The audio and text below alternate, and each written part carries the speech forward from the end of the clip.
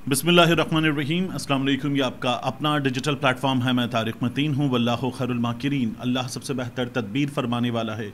वही बचाएगा मेरे देश को बलाओं से, जो बारिश में शजर से घोंसला गिरने नहीं देता, क्योंकि उसकी तदबीर तमाम तदाबीर की इमाम है।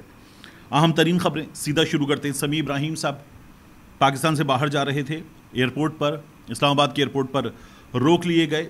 बताया जा रहा है कि दुबई का सफ़र कर रहे थे समी इब्राहिम साहब। उन्होंने खुद जो ट्विटर पे आके लिखा है एक्स पर, वो कहते हैं इस्लामाबाद एयरपोर्ट पर हुक्काम ने इस्लामाबाद हाई कोर्ट और इंसदाद दहशतगर्दी अदालत के अहकामात को हवा में उड़ा दिया। सहाफ़ी समी इब्राहिम को एयर ब्लू की दुबई जाने वाली परवाज़ में सवार होने से ये कहकर रोक दिया कि आपका नाम ECL में है। वाज़े रहे कि इस्लामाबाद हाई कोर्ट के जस्टिस मोहसिन अख्तर कियानी ने समी इब्राहिम का नाम ECL से निकालने के अहकामात दिए थे और वफाकी हुकूमत ने अदालत में बयान किया था कि समी इब्राहिम का नाम ECL से निकाल दिया गया है।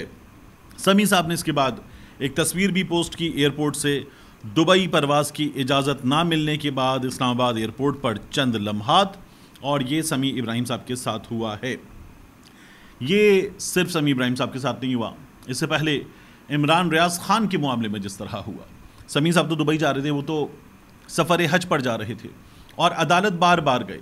अदालत से परमिशन मिली, वजारत दाखिला जाने का कहा गया, परमिशन मिली और इमरान रियाज खान को रोका गया। और फिर जब हर तरह की परमिशन आ गई तो उसके बाद इस हुकूमत के दोस्तों ने यह फ़ैसला किया कि नहीं जाने देना। तो फिर उन्होंने इमरान रियाज खान को हज पर जाने से रोकने के लिए एक पर्चा जाहिर कर दिया। वो पर्चा झूठा निकला और इमरान रियाज खान हज पर नहीं जा सके। ये हुआ था। समी इब्राहिम साहब ये दुबई जा रहे थे, नहीं जाने दिया गया। कॉमन क्या है? कॉमन ये है कि समी इब्राहिम साहब, इमरान रियाज खान साहब, पाकिस्तान से बाहर बैठे कुछ दीगर सहाफ़ी जिन पर पाकिस्तान में संगीन नौयत के मुकदमात बना दिए गए हैं, ये सब के सब इस हुकूमत पर, इस हुकूमत के दोस्तों पर तनकीद करते हैं। ये इख्तिलाफ़ राय रखते हैं और इस इख्तिलाफ़ राय की बुनियाद पर इन लोगों को इनके बुनियादी हुकूक से महरूम किया गया है। ये पाकिस्तान का किस तरह का इमेज दुनिया में भेजती है चीज़, ये हमारे लिए सोचने की बात है। लेकिन जिस तरह से ये तमाम चीज़ें हो रही हैं पाकिस्तान में, ये बैरूनी दुनिया इस इमेज को लेकर क्या कहेगी, क्या सोचेगी, मुझे इसकी परवाह नहीं है। पाकिस्तान में लोग क्या सोचते हैं ये मैटर करता है, और फिर पाकिस्तान की अदालतें क्या कर रही हैं ये उससे ज़्यादा मैटर करता है।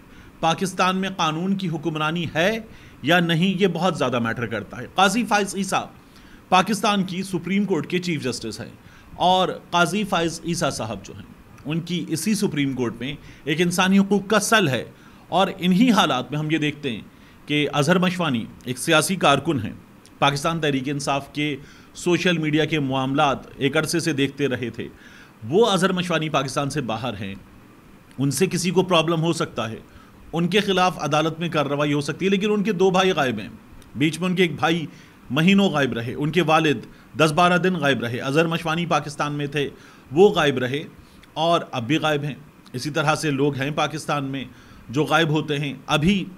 और ये मकबूल जान साहब जो खुद इस वक्त भुगत रहे इन हालात को, उनकी टीम के, और सिर्फ उनकी टीम के नहीं, मुख्तलिफ सोशल मीडिया अकाउंट्स को चलाने वाले 2 नौजवान ये भी हिरासत में ले लिए गए हैं। ये तमाम चीज़ें हो रही हैं और मुझे जो अदालत की खामोशी है उस पर हैरानी होती है।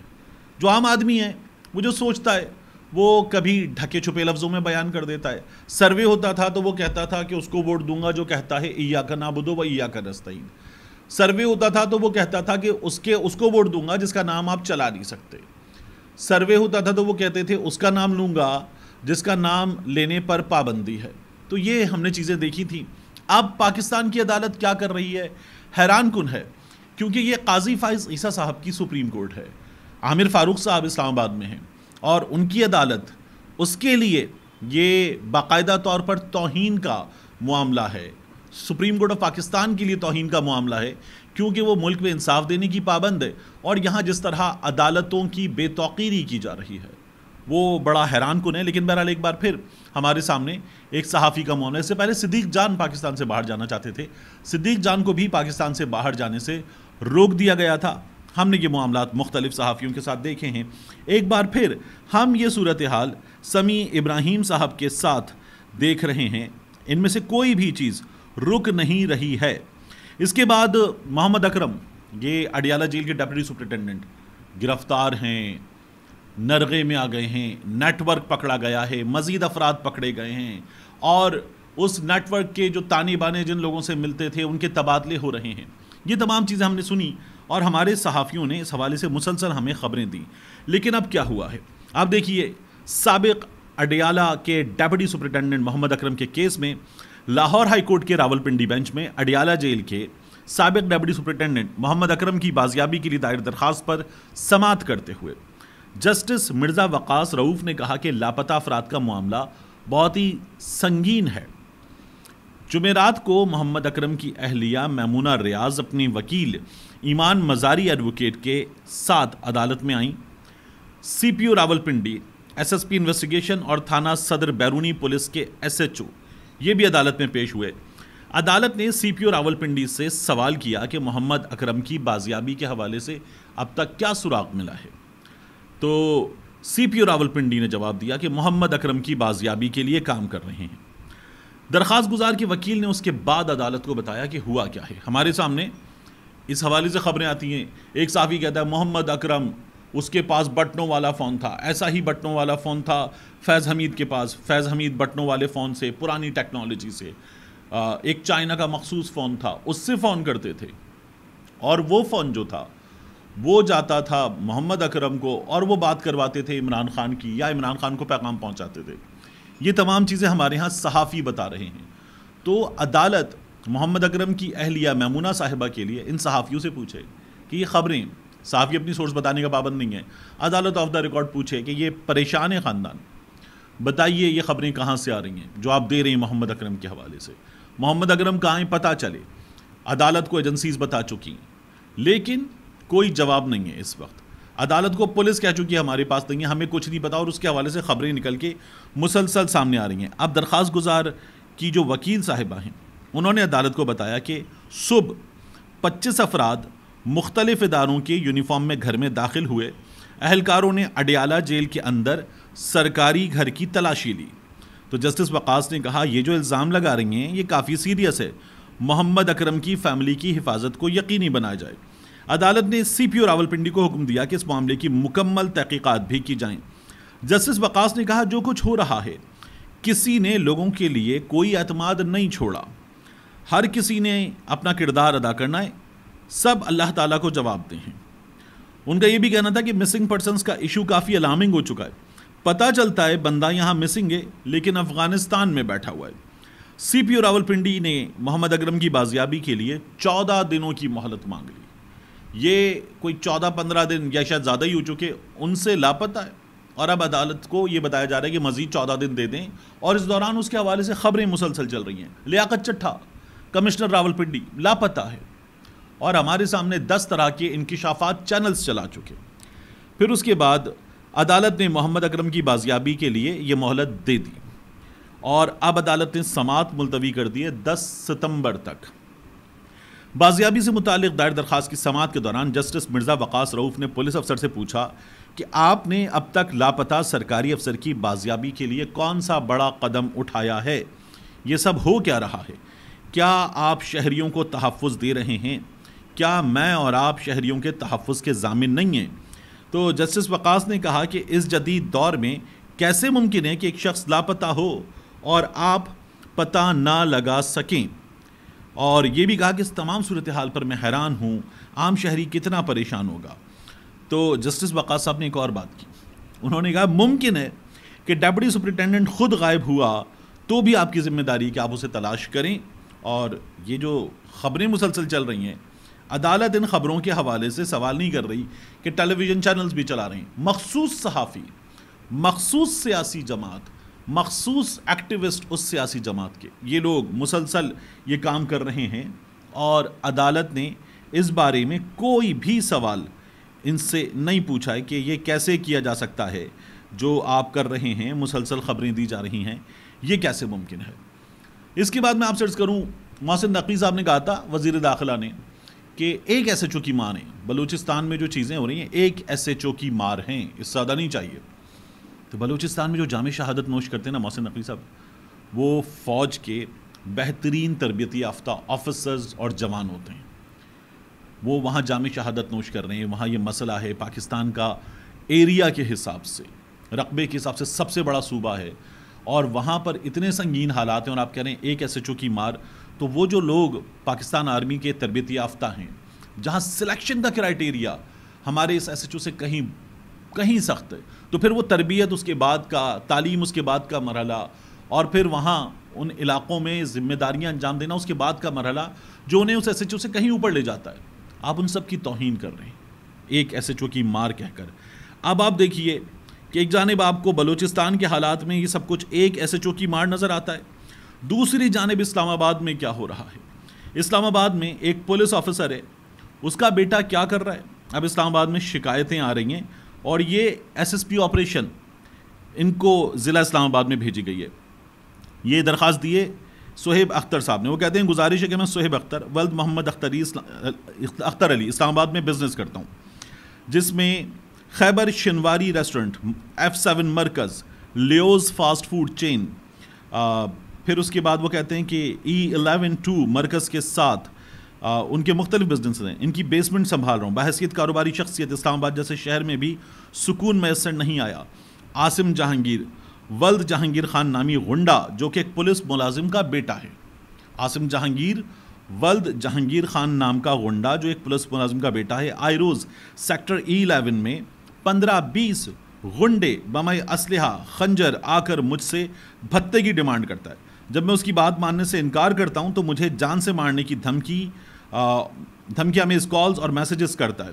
چند روز پہلے یہ بھتہ لینے کی خاطر رات گئے شراب کے نشے میں دھت امپیریل اسکوائر پلازا میں آیا. اویس نامی لڑکا، جس کو بھتہ دینے سے انکار پر تشدد کا نشانہ بنایا. موقع کی مناسبت سے پلازا مینجمنٹ نے 15 کال کی تو پولیس موقع پر آئی، کیونکہ اس کا والد جہانگیر خان ایک پولیس ملازم ہے، جس کی وجہ سے کوئی کارروائی عمل میں نہیں آئی. اویس کی جانب سے تھانہ شالیمار میں درخواست دی گئی، جس کی تصویر ہمراہ تصویر لگا دی گئی ہے. اگلے ہی دن عاصم جہانگیر ہمراہ 15-20 غنڈے اسلحہ سمیت امپیریل اسکوائر پلازا میں واپس آئے، اور 15 کرنے والے میرے ملازمین کو جان سے مارنے کی خاطر ڈھونڈتا رہا، اور جاتے ہوئے پلازا کے کیمروں کا DVR اتار کے لے گیا. اب اس کے بعد ایک فوٹیج بھی اس کے ساتھ وائرل ہو رہی ہے. یہ پھر یہی سب کچھ کر رہے ہیں. تو محسن نقوی صاحب، وزیر داخلہ صاحب، وزیر برائے انسداد منشیات صاحب، چیئرمین PCB صاحب، آپ ایسی شخصیت ہیں کہ جس سے نون لیگ والے بھی ڈرتے ہیں. آپ ایک ایسی شخصیت ہیں جن کے بارے میں باہر بیٹھے ہوئے PJ میر صاحب یہ کہتے ہیں کہ آپ اگلے وزیر اعظم بنیں گے اور آپ بڑے بڑے کارنامے انجام دیں گے. آپ چینل کے مالک بھی ہیں، آپ ایک بڑے صحافی بھی ہیں، اور آپ کو ان میں سے بعض معاملات کی سمجھ بھی ہے. یہ معاملہ تو کم از کم کوئی ایسا SHO ہونا چاہیے محترم محسن نقوی صاحب کے جو حل کر دے. یہ تو ڈیفیکلٹ ٹیرین بھی نہیں ہے بلوچستان کی طرح، یہ تو دور دراز بھی نہیں ہے، یہ تو اسلام آباد ہے. آپ کی ناک کے عین نیچے یہ سب کچھ ہو رہا ہے، اطمینان سے ہو رہا ہے. ایک پولیس ملازم کا بیٹا 15-20 غنڈے لے کر گھوم رہا ہے، اور جو چاہتا ہے کرتا ہے، اور اس کے بعد پولیس کچھ بھی نہیں کرتی.